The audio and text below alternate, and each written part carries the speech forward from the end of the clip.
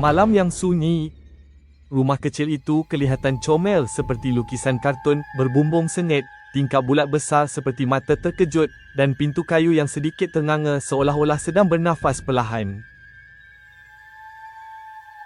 Seorang watak cibi berkepala besar dan badan kecil duduk bersendirian di ruang tamu. Lampu siling bergoyang perlahan, memantulkan bayang-bayang panjang yang bergerak seperti tangan halus di dinding pastel. Jam dinding berdetik dengan bunyi yang terlalu kuat untuk rumah sekecil itu.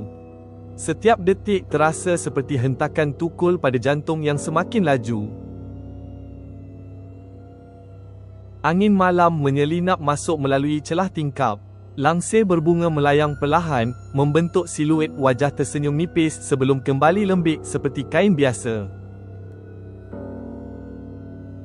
Bunyi ketukan kecil kedengaran dari dapur. Bukan sekali, tetapi 3 kali berturutan. Peti sejuk bergetar halus, dan magnet kartun di pintunya jatuh satu persatu ke lantai. Langkah kaki halus seperti tapak kaki kecil berlari di atas siling. Debu berterbangan turun, membentuk pusaran kecil tepat di atas kepala watak cibi itu. Televisyen yang terpadam tiba-tiba menyala sendiri. Skrin memaparkan bayang hitam bermata putih besar, tersenyum lebar dengan gaya kartun yang terlalu ceria untuk suasana sesunyi itu.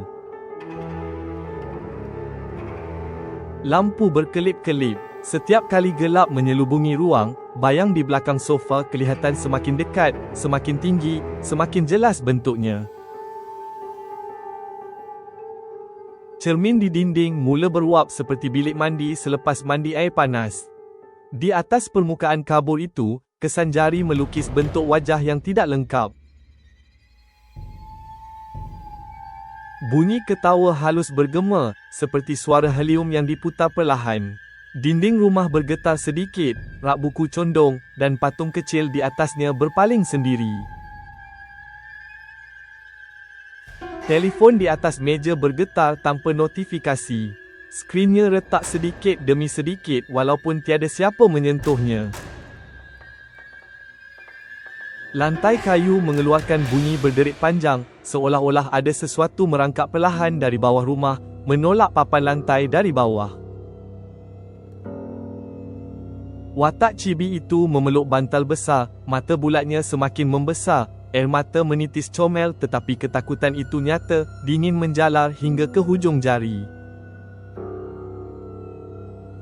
Tiba-tiba semuanya senyap, terlalu senyap, tiada detik jam, tiada angin, tiada getaran. Bayang di dinding hilang, tetapi rasa diperhatikan semakin kuat.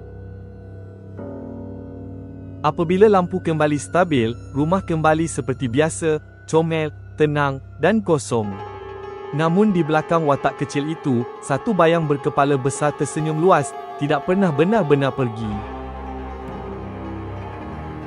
Moral cerita, ketakutan paling besar sering lahir daripada fikiran dan kesunyian.